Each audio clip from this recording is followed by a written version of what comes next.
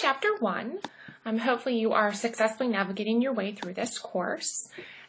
We are going to, or just a reminder, I guess, what I'm going to be doing with this is just kind of giving you supplemental information or highlighting certain key points out of the chapter that I think are important. So I will do my best to reference page numbers if you're kind of following along. I will also follow along in a chronological order with regard to the textbook.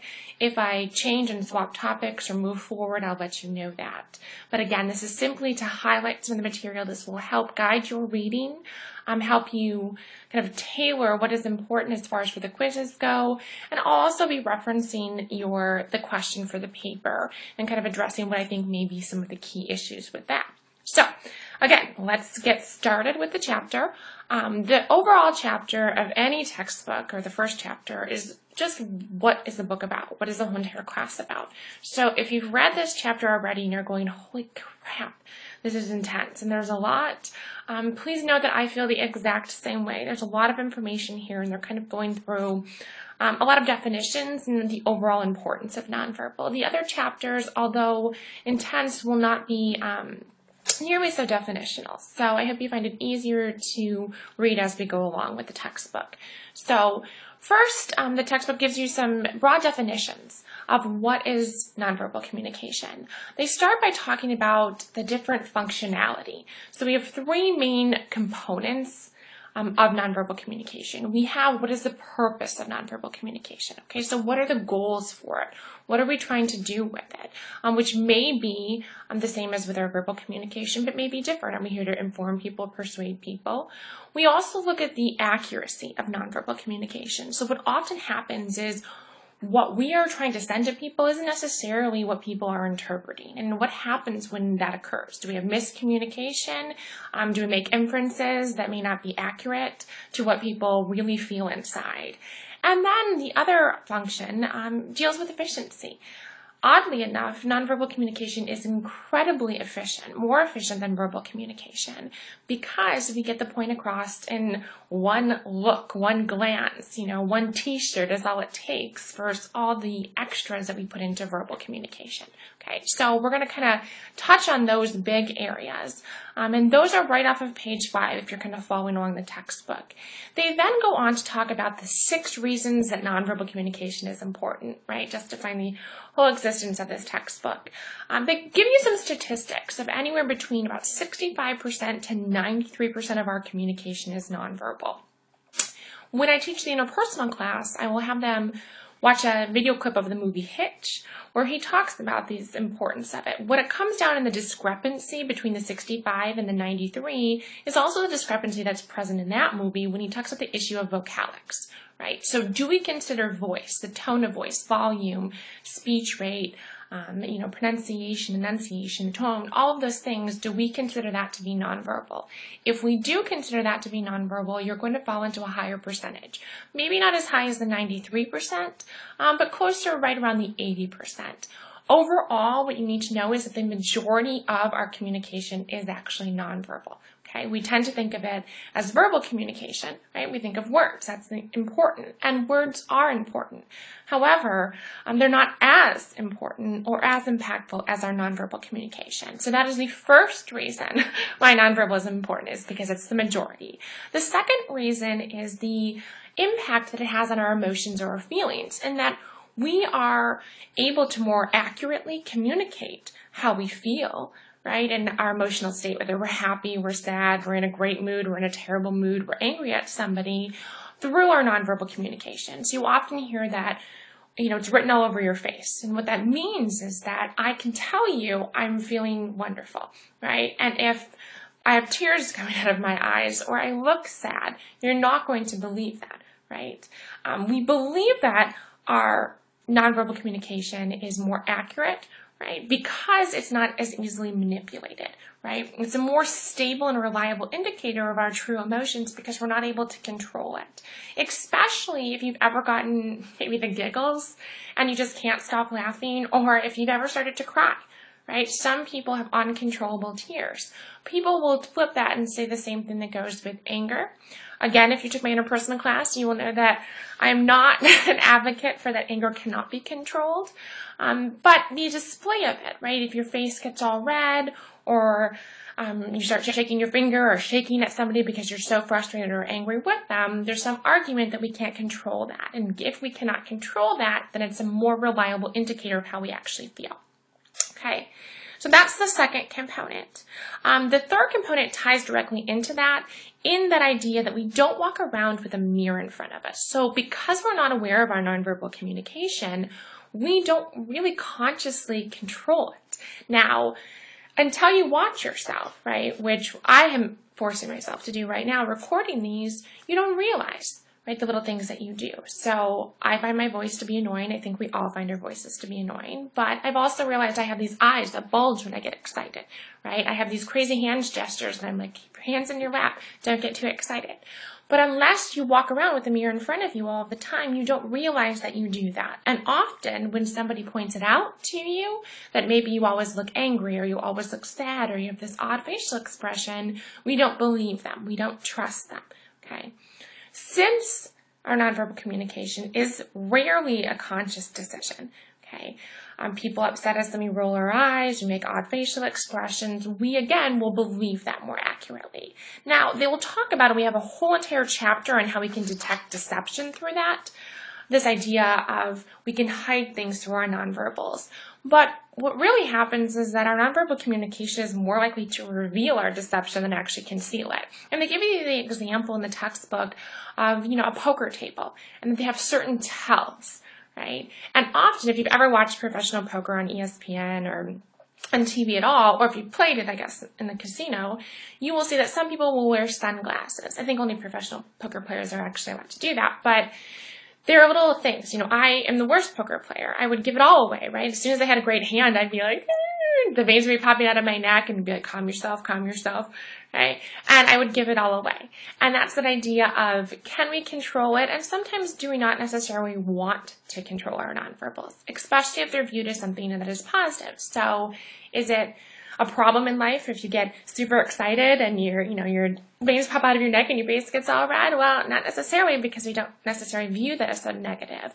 But what if you are hot-tempered or short-fused and you're always, getting angry and your face is getting red, or you're staring down people, right? That might not be a positive display of nonverbal communication. We may want to change that.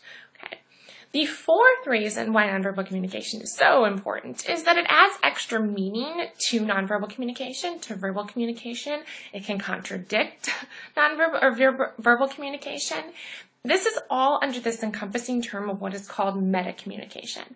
If you've heard of meta anything, it is, if you have meta language, it's language about language, right? Meta communication is communication about communication. So if we talk about how we feel, or, right, if we offer two messages simultaneously, they may contradict one another. So my famous example of this is when I tell my squeeze that I love him, but I roll my eyes at the same time. What is he going to believe? Right? He's going to believe the eye roll over it, because we believe that that's a more honest indicator. It's easy to manipulate our words. It is much more difficult to manipulate our nonverbal communication. Okay? It takes a lot more skill in order to do so. Right. So why that is important, or where that kind of ties in, is this idea of being a competent communicator. In mainstream society, we call that social cues, being socially skilled.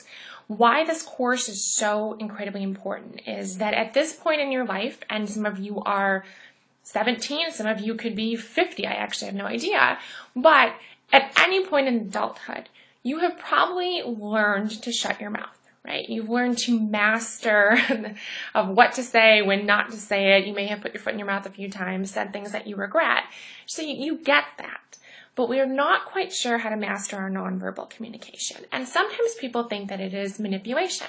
And when I talk about this class, they think I'm teaching people how to be con artists or deceptive. And that's not at all what this is about. It's about being aware of your nonverbal communication. And not just aware of your nonverbal communication, but other people's. And can we pick up on it? And are we socially skilled in order to do so? Now, sometimes we blatantly ignore signs from people, but sometimes people, you don't pick up on it, right? I have many office hours every week, and there are many people that will come to my office and just stay and chit-chat. And I will be leaning back in my chair, I'll be putting my coat on, I'll be like walking down the hall, and they're still talking. I've given you every nonverbal indicator that I cannot or do not want to continue this conversation, and yet you're still talking. And some people, I think, just ignore it because they want to keep talking, and some people, I think, don't understand. Right? They don't know how to pick up on that. For whatever reason, maybe they haven't had enough experiences, or maybe they're just lacking all the information that is part of this course. So it's important to understand the impact of nonverbal and how it relates to your day-to-day communication. The fifth reason is that nonverbal communication can be and often is much more efficient, and that our words, as you've probably already noticed, I have a lot of fillers, right? I am a much clearer communicator when I write, or if I could, this could be a nice silent video for you and I could act out all of the nonverbal communication. Hey, that could actually probably work. You might get through this a little bit quicker, okay? There's a lot of extras that I tend to say and that most people tend to say, okay? A lot of times that's valued. We think of those as details, but it's often not. And then the sixth most important, or the reason why nonverbal communication is important, is that we use nonverbal to communicate our own image. And we're going to talk a lot about this in this class, right? The impact of the way we dress, the car we drive, the way we style our hair, the makeup we wear, the glasses we wear, all of these things communicate something about us. And on page 9, they use, and rarely do I'm going to quote out of the book, but they use this phrase of that we are acutely sensitive to our own image, right? The way we present it, the way we enhance it. We are aware that the way we style our hair, the clothes that we wear, all of these things communicate something about us. Some people will say, I don't care. It's my favorite college student phrase ever. It's like, I don't care what people think of me. And I always say to students, you should, right? Because you want to get a job, which we have a whole chapter of. You want to date people or not date people, but you realize that it does matter what other people think of you. You can't worry about it constantly because you'll never please everyone, right? However, the idea that it is important to recognize that the way you present yourself, right, the way that you speak, the tone of voice that you use, right, all of these things are important in that people make inferences about you, especially professionally. A lot of students will take that as like a social norm, and that if you aren't mainstream society, right, I'm saying that you're not professional or socially acceptable. That's not at all what I'm saying, okay? What I'm thinking about is in a professional context that we have to look a certain way, dress a certain way, and behave in a certain fashion. So again, we are acutely sensitive to the idea that what we do and the way we dress and the way we act communicate something about us, but also the way that other people do. We do make these judgments, okay? And I'm going to use that term throughout the semester, and I want you to recognize first, we all judge, okay? We judge people on the bad things they do. We also judge people on the good things that we do, or that they do. And people don't remember that part of it, right? People are always like, well, you're so judgmental, you're so judgmental. Yes, we are all judgmental. We do that for many reasons, which we'll talk about in this chapter. But remember, we also judge people on good things, and that's not always a bad way to go. All right, so moving right along, we're kind of right about page 10 now, and we're going to look at the definitions of nonverbal communication. This is going to bring me to your paper topic, okay? So they go back and forth. Communication as a discipline has only been around for about 60 years, 55 years plus. This is a really new field. And that sometimes presents a lot of struggles and to find how we define our terminology. So something I didn't say in the introduction to this course, which I wish I would have, so I'm saying it now, is that communication, first, it doesn't have an S. It's not a thing, it's a process. Okay? And communication as a field is a social science. So we don't have facts. We don't have truths. I can't tell you absolutes. Okay? Why we have what I call little t truths, right, as in patterns of behavior. So I could say with 99.9% certainty that rolling your eyes is never going to be a positive way to communicate. Efficient? Yes. Effective? Sure. But positive? Probably not. Can I say that with 100% certainty? Is that a truth in communication? No.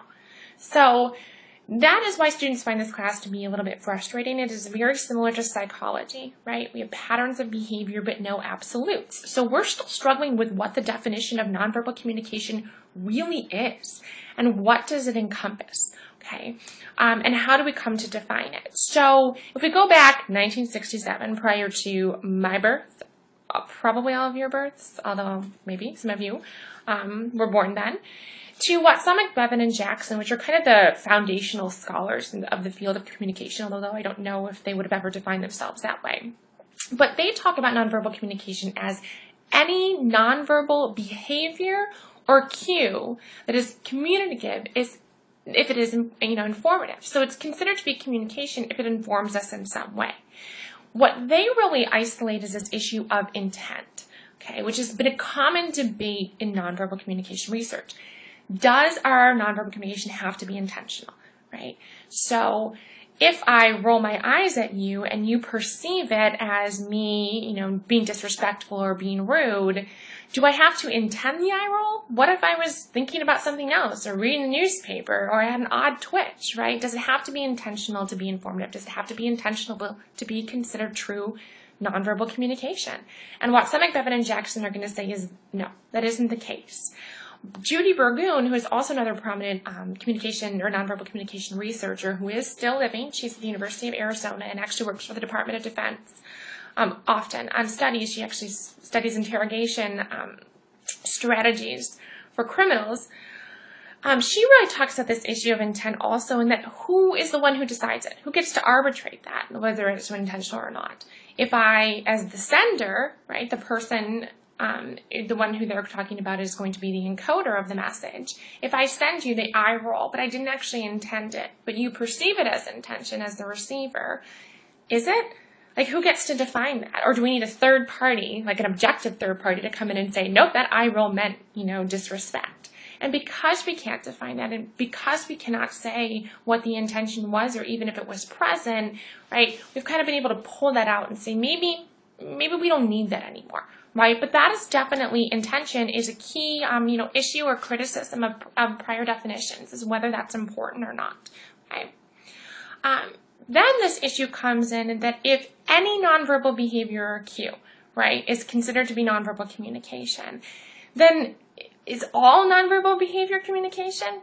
Like, who gets to define that, right? And how does that tie in with whether it's socially shared or not? So if you look at page 11, another one of these issues that is in debate. So it's not just intent, but also this idea of, is the meaning, does it have to be socially shared?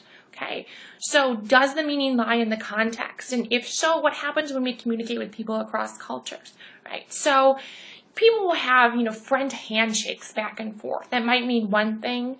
Often you will see gang symbols as represented, and unfortunately I do not know any to show you right now, but although I could probably do any hand gesture and it can probably be a symbol of a gang symbol. And if that were the case, and I threw out some hand gesture, and someone claimed that it meant or was symbolic of something derogatory or disrespectful, right, does it then communicate that? Is that the way we're going to define it? And does it actually mean that? So this idea of, is our nonverbal communication intentional? Does it have to be socially shared, right? As in we both agree to the meaning? And how do we deal with that? Another issue that comes up is, how do we separate our thought or our feeling from our actual display?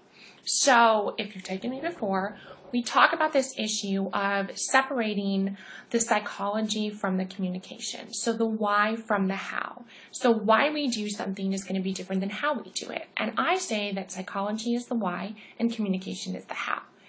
Some of the researchers brought up this issue of, is the display the actual feeling? So they give you an example in the textbook of a student who is all red-faced and shaking their finger at somebody, and they're actually displaying anger.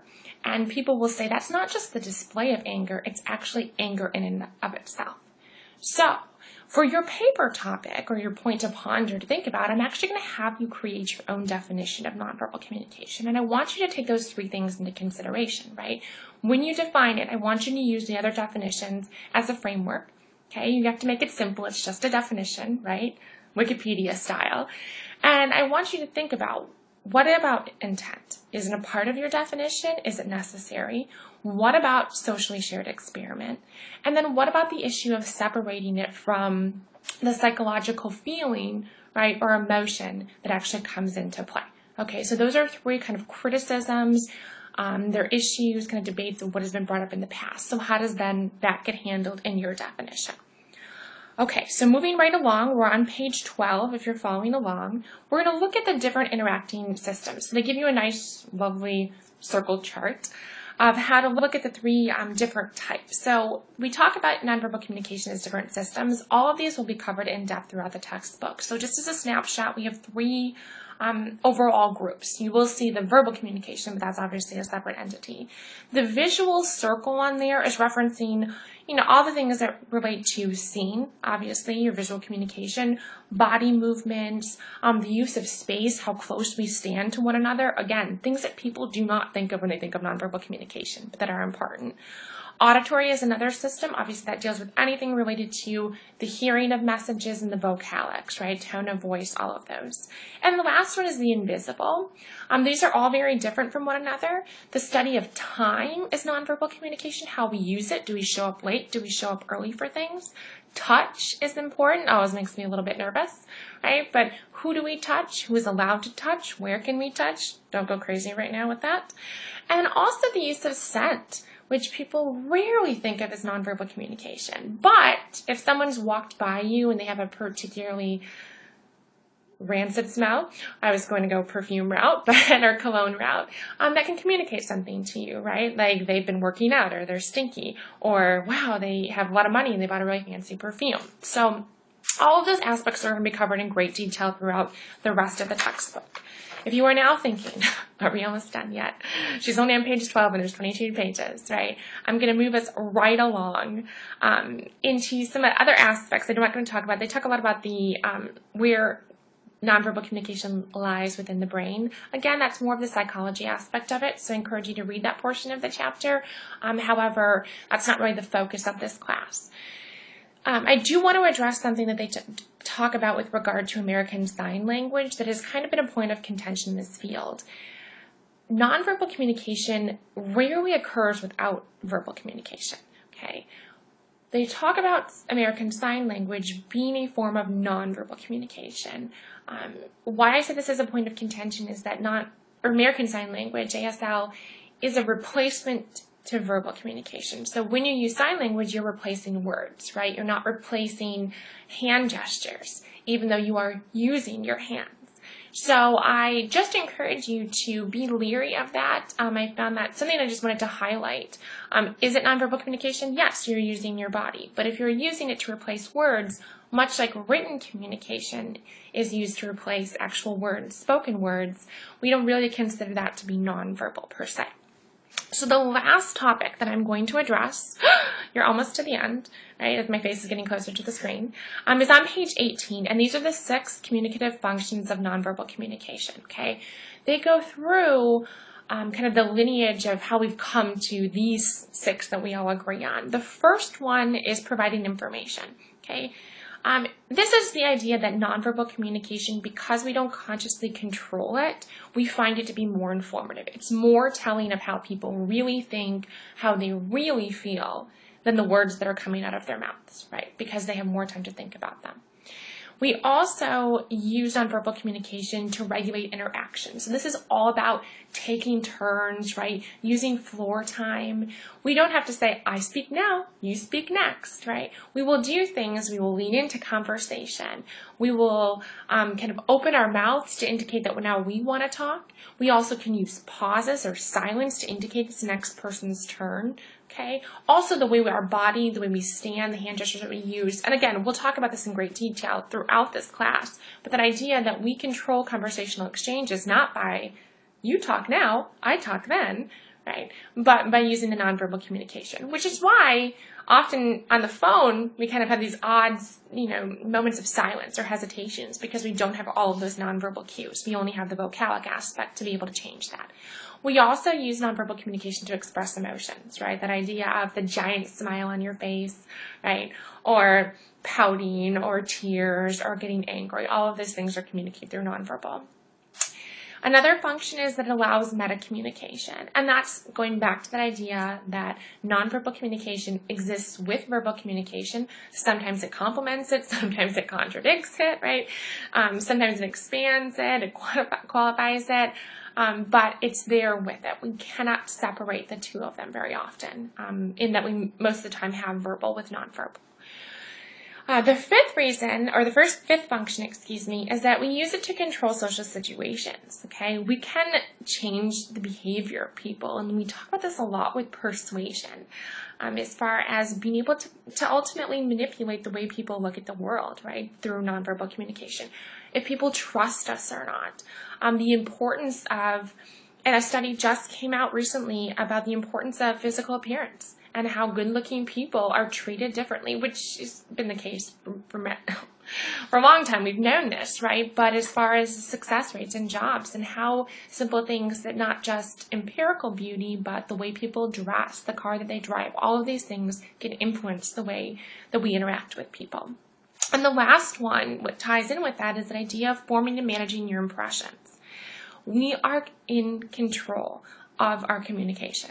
It is very empowering. And that's what I love about this field, specifically what I love about nonverbal. Now, is that stressful? Absolutely. Do we know how people are going to interpret things? No, right? What one thing can mean to somebody, it can mean something totally different to another person. For example, specifically, I wore this shirt with this giant polo on it. Some of you may say, oh, the Polo brand, that's something that's positive. Right? It represents golf. It represents maybe expensive, although who knows, what your income level is like. Some of you may think it's huge. It looks ridiculous. It's clearly showy, right? It's over the top. Again, I strategically wore it because I wanted to emphasize or leave you on this point of if we are always in control of the impression that we form, right, and that we manage, do we always think about it? Is it always strategic? Everything that we put on in the morning, the way we style our hair, everything about that. Of course, we are limited based on resources, but do we really think about it day to day? Should we think about it more? And think about it especially in a professional capacity, right? What job do you want to have? Do we always want to be managing our impression? Is it difficult to do so? Are we walking on eggshells, right? How do we handle that?